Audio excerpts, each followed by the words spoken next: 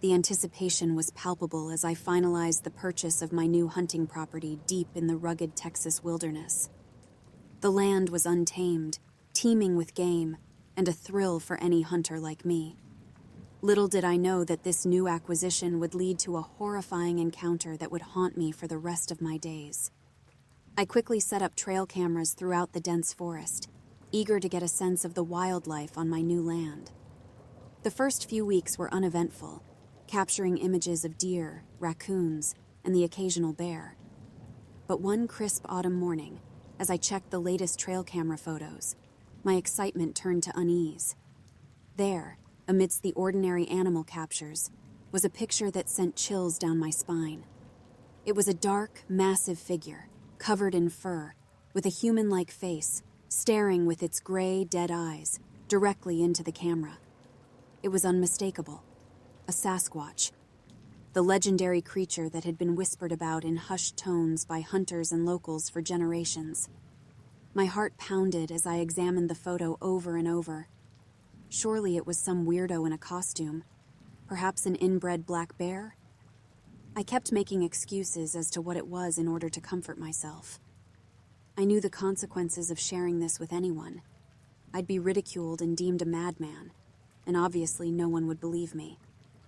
So naturally, the need to prove what I had seen gnawed at me.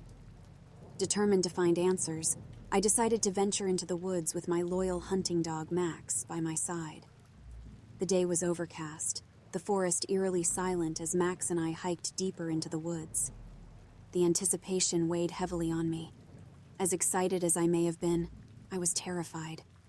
Deep down, though, I figured I probably wouldn't even encounter it.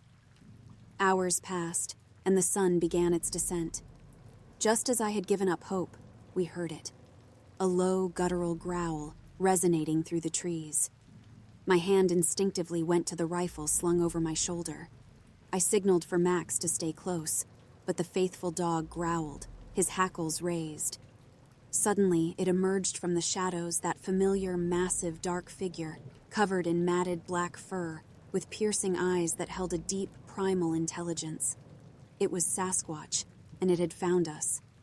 Fear gripped me hard, and my heart raced as I raised my rifle, not intending to harm the creature, but only to ward it off. The Sasquatch, with a speed that defied its size, lunged forward, its massive arms closing around Max. My loyal dog let out a heart-wrenching yelp as the creature's grip tightened. I fired my rifle, but missed completely as the beast flew about the thick woods, carrying my buddy Max in its filthy grip. The world seemed to slow down, and I watched in abject horror as Max was being torn apart by the monstrous beast. The Sasquatch's eyes bore into mine, an intelligence in them that filled me with fear. With Max's lifeless body cradled in its arms, the Sasquatch turned and vanished back into the forest, leaving behind a shaken and anguished hunter. I was left in the darkening woods, the weight of guilt and grief pressing down on me. I wanted to cry, but I was emotionless. I'd sought proof, but the cost was higher than I could have ever imagined. As I made my way back to my cabin, the forest's once familiar beauty now held a sinister aura. The Sasquatch was no longer a legend. It was a brutal reality that had torn my world apart, and I would forever be haunted by the memory of that fateful encounter. The chilling scream of the Sasquatch echoed in my ears, a reminder that the line between myth and reality had blurred, and the forest held secrets more terrifying than I had ever imagined.